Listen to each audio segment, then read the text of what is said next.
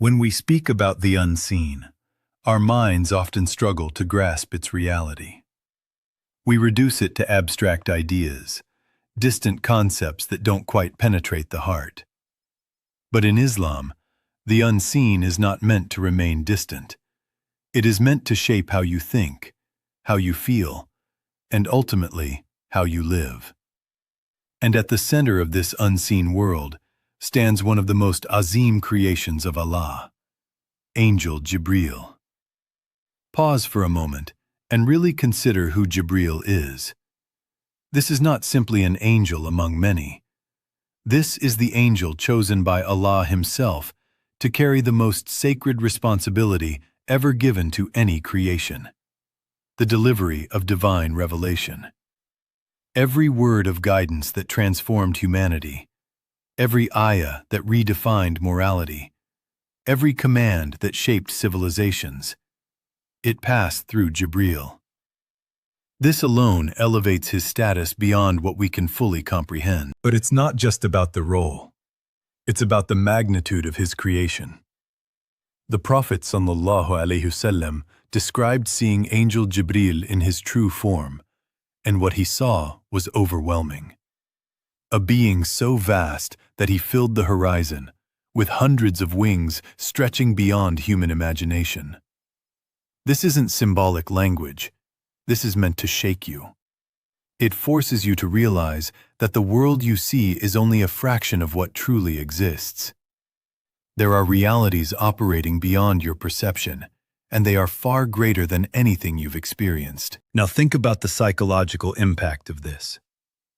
When a human being understands that such a powerful creation exists, and not independently, but as a servant of Allah, it reshapes your entire worldview. Power is no longer defined by wealth, status, or influence. True power belongs to Allah, and even the mightiest of His creations are in complete submission to Him. Angel Jibreel does not act on his own desire. He does not choose his mission. He waits for the command of Allah, and when that command comes, he executes it with absolute precision. And this is where the philosophical depth lies. Human beings crave control. We want to dictate outcomes, to shape our own destinies, to feel like we are in charge. But the existence of Jibreel is a reminder that the entire system of existence is built on obedience to Allah. The greatest of angels does not rebel, does not hesitate, does not question. He submits, completely, instantly, perfectly. So what does that say about us? When revelation came to Prophet Muhammad, it didn't come casually. It came with weight. It came with intensity. It came through Angel Jibreel, a being whose very presence was enough to shake the strongest of hearts. This tells you that guidance is not something light. It is not something to be taken casually, ignored, or delayed. It is heavy, it is serious, and it demands a response. And perhaps that's what we've lost today. We hear the Quran, we listen to reminders, but we don't feel the weight. We don't sense the azamat behind the message. We've become desensitized. But imagine if you truly internalized that every word of guidance you have today was once carried by Angel Jibreel from the heavens to the earth. Would you still treat it the same way? This is not just theology. It's transformation. It's about shifting your perspective from passive belief to active awareness. Because once you recognize the honor and gravity of Jibreel's role, you can no longer remain indifferent. You are now dealing with a message that was delivered by the greatest of angels, from the Lord of the worlds, to guide you personally. And if that realization doesn't move you, then the question is not about the message. It's about the state of the heart receiving it. Because when you truly understand who Jibreel is, you don't just learn something new. You are confronted with a reality that demands you change. If you study the pattern of history through the lens of revelation, you begin to notice something profound. Divine intervention does not occur randomly. It comes at precise moments, at critical turning points, when the course of humanity is about to shift. And at the center of these moments is the arrival of Angel Jibreel. His coming is never casual. It is never routine. It is always deliberate, always purposeful, and always heavy with consequence. When Jibreel descends, something is about to change. Either a new chapter is about to begin, or an existing one is about to be brought to its conclusion. This is why his presence is so deeply tied to transformation, not just on a global scale, but on a personal one as well. Consider the moment he first came to Prophet Muhammad. The world at that time was not lacking intelligence, nor was it lacking culture or civilization. But it was lacking guidance. Morality had become relative, truth had become subjective, and zulm, oppression, had become normalized. And then, in a single moment, everything began to change. The arrival of Angel Jibreel marked the beginning of a transformation that would alter the course of human history forever. But here's what's often overlooked. Those moments of transformation are not always comfortable. In fact, they are often deeply unsettling. When Jibreel came with revelation, it was not an easy experience. It shook the Prophet ﷺ to his core. It introduced responsibility, accountability, and a mission that would demand everything from him. This teaches us something critical. When divine guidance enters your life, it doesn't just comfort you, it challenges you. It forces you to confront realities you may have been avoiding, and this pattern repeats itself across the lives of the prophets. Whenever Angel Jibreel appeared, it was at a moment of Azim significance. Whether it was bringing revelation, offering support during trials, or delivering commands that would reshape entire communities, his arrival signified that the status quo was about to be disrupted. Complacency was no longer an option. Now bring this into your own life. We often wait for dramatic signs, for extraordinary events that will push us to change. We think transformation requires something external, something overwhelming. But in reality, the arrival of guidance in your life is your turning point. The moment you hear a reminder that pierces your heart, the moment you come across an ayah that feels like it was revealed just for you, that is your moment of intervention. The difference is, we don't always recognize it. We treat guidance as information rather than transformation. We listen, we nod, and then we move on. But historically, when Angel Jibreel came, people did not have the luxury of indifference. They understood that something serious was unfolding. They felt the weight of it, and that weight compelled them to respond. There is also a deeper psychological reality here. Human beings are resistant to change. We cling to familiarity, even when it's harmful. We prefer comfort over growth, stability over truth. So when a moment of guidance arrives, when your conscience is awakened, when your al-qalb, heart, is stirred, it creates tension. A part of you wants to change, but another part wants to remain the same. This is the moment that defines you. Because every turning point demands a decision. Will you rise to meet it, or will you retreat back into comfort? The arrival of Angel Jibreel in history was never just about delivering a message. It was about forcing a response. And that same principle applies to us today. You may not see Jibreel, but the athar, impact, of his mission is still present. The Quran you have, the reminders you hear, the moments that shake you internally. These are all extensions of that same divine intervention. So the question is no longer whether turning points exist. The question is whether you recognize them when they come, and more importantly, whether you have the courage to act when they do. Because a turning point that is ignored does not disappear.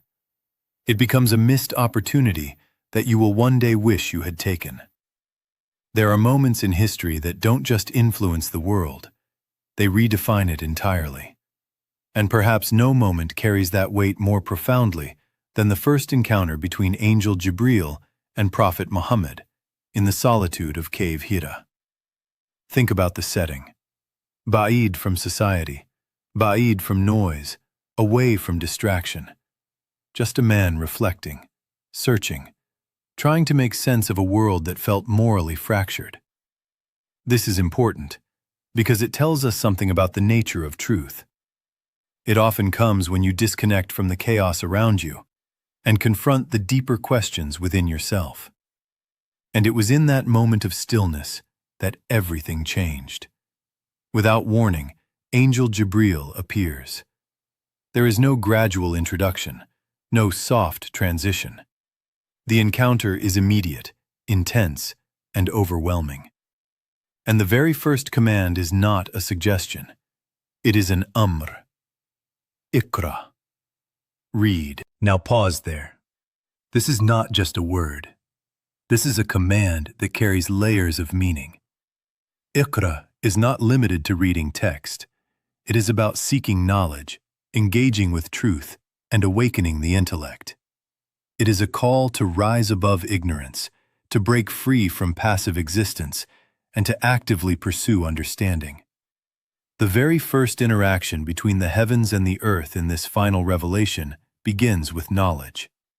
But what makes this moment even more powerful is the human response. Prophet Muhammad responds, "I am not one who reads." There is hesitation. There is uncertainty. There is even fear. And this is deeply significant because it shows us that even the greatest of humanity experienced the weight of this moment in a profoundly human way. The encounter intensifies. Angel Jibreel embraces him, firmly, repeatedly, until the command is internalized. This is not mujarrad symbolism. It reflects the reality that transformation is not always gentle. Sometimes, truth grips you. It shakes you. It forces its way past your muqawamat, resistance, until you can no longer ignore it. And then the words come. Revelation begins. Not as a philosophical idea, not as a human reflection, but as divine speech, clear, direct, and authoritative. In that instant, the course of history shifts. A man becomes a messenger. A message begins that will outlive empires, outlast civilizations, and continue to shape hearts until the end of time. But here's where the psychological depth lies. That moment was not just Azim because of what was revealed. It was Azim because of what it demanded. It demanded a complete transformation. The Prophet ﷺ could no longer return to a life of quiet reflection.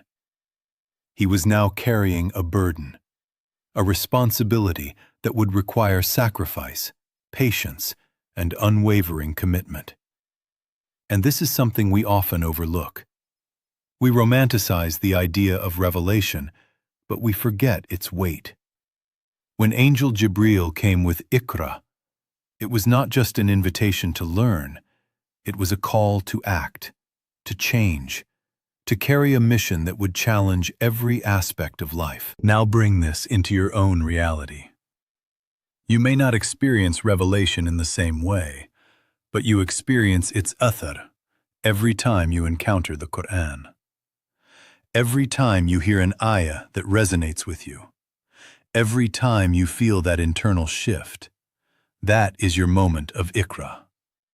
That is your call to rise above who you were and move toward who you are meant to become. But like the first encounter, it's not always comfortable. Sometimes it unsettles you. Sometimes it exposes things you'd rather ignore. Sometimes it demands changes you're not ready to make. And the question is, how do you respond? Do you, like the Prophet ﷺ, accept the weight and grow into it? Or do you retreat, convincing yourself that you'll deal with it later? Because that first revelation was not just a historical event, it was a template. It shows us that guidance begins with discomfort, grows through struggle, and ultimately leads to transformation. And if there is one lesson you take from that moment, let it be this. The words Iqra are not confined to the past. They are being addressed to you right now. One of the most profound realities in our tradition is that not everything that shapes your life is visible. In fact, some of the most decisive moments in history were influenced by forces that the human eye could never perceive. And at the center of this unseen support is Angel Jibreel, not only as the carrier of revelation, but as an agent of divine assistance in moments of buhran, moments when human strength alone was not enough. When we think about help, we often limit it to what we can measure. Numbers, resources, strategy. These are the things we rely on. But the Quran consistently shifts this mindset. It teaches us that the outcome is never purely a product of visible means. There is always a dimension of divine intervention operating beyond what you can calculate. And sometimes, that intervention comes through the huzur of Angel Jibreel. Consider the moments when the early Muslimin were at their weakest. Outnumbered, underprepared, and facing forces far greater than themselves. From a purely material perspective, the outcome seemed predictable. And yet, history tells a different story. Victory came, not because the al-Muslimin suddenly became stronger in worldly terms, but because divine help descended. And among the means of that help was Angel Jibreel, assisting, strengthening, and supporting in ways that defied human expectation. But here's where the deeper lesson lies. That help did not come in a vacuum. It came when there was sincerity. It came when there was tawakkul, true reliance upon Allah. It came when people reached a point where they had exhausted their own efforts and turned to Allah with complete humility.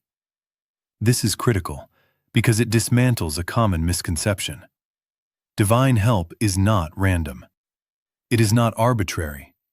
It is tied to a state of the heart, and this has profound psychological implications. As human beings, we are conditioned to believe that control equals security. The more we can manage, the more we can predict, the safer we feel. But the reality of unseen help challenges this illusion. It forces you to accept that no matter how much you plan, no matter how capable you are never fully in control. And that realization can either create anxiety, or it can create peace, depending on how you process it. For the believer, it creates peace, because it means you are not alone.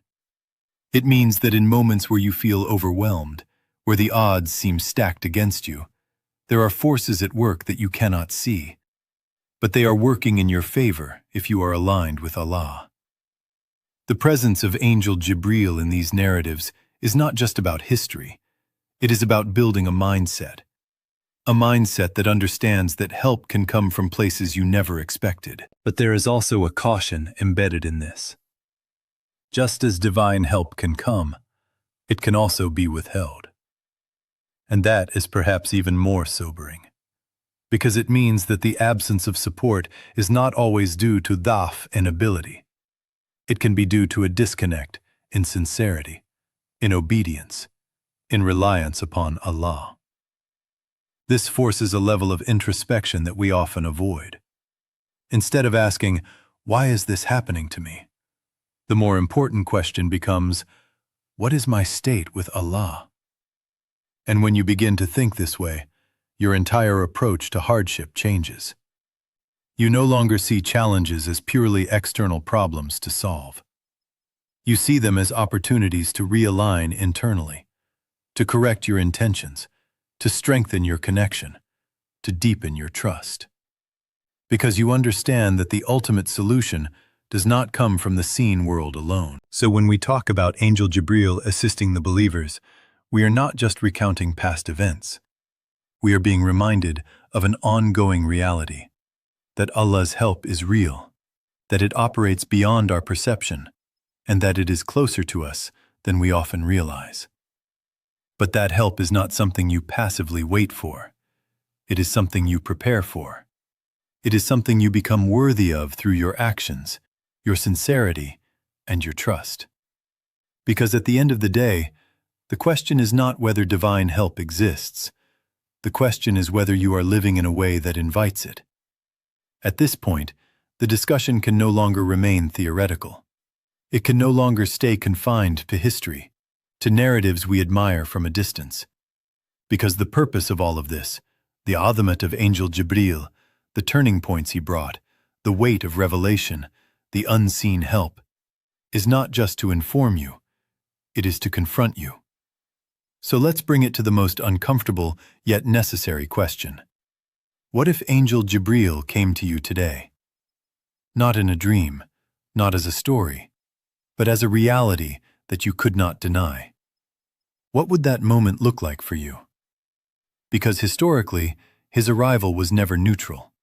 It always carried a message, and that message was never insignificant. It was either a command that demanded action, a warning that demanded change, or glad tidings that reflected a life well lived. There was no fourth category, no distraction, no delay. So ask yourself honestly, if that moment were to happen to you, right now, what would the message be? Would it be reassurance? Or would it be a wake-up call? And this is where the psychological depth becomes unavoidable. Because most of us already know the answer. We don't need an angel to tell us where we stand. There are things in our lives that we are aware of, habits we've normalized, compromises we've justified, responsibilities we've delayed. We live with a quiet awareness, a subtle discomfort that we try to ignore by staying busy, by distracting ourselves, by convincing ourselves that there is still time. But what if there isn't? When Angel Jibreel came to Prophet Muhammad, the message was immediate, direct, and transformative. There was no gradual easing into it. And if there's one thing we learn from that pattern, it's this. When truth arrives, it does not wait for your comfort. It demands a response. The problem is, we've conditioned ourselves to delay that response. We hear reminders, we feel moments of clarity, but we postpone action. I'll change later. I'll fix this when things settle down. I just need a little more time. But these are not rational decisions. They are psychological defenses. They protect us from the discomfort of immediate change. And yet, the entire message of Revelation challenges that mindset. Because if you truly believed that a message from the heavens could arrive at any moment, if you truly internalized that your life could be evaluated, addressed, and redirected without warning, would you still live the way you do now? This is not meant to instill fear for the sake of fear. It's meant to awaken awareness. Because the al-haqiqah is, you don't need Angel Jibreel to physically appear for the message to reach you. In many ways, it already has. Through the Quran, through reminders, through moments of reflection, you have been receiving fragments of that message your entire life. The only difference is how you respond to it. Some people hear and change, others hear and delay. And over time, that delay becomes a pattern, and that pattern becomes a lifestyle.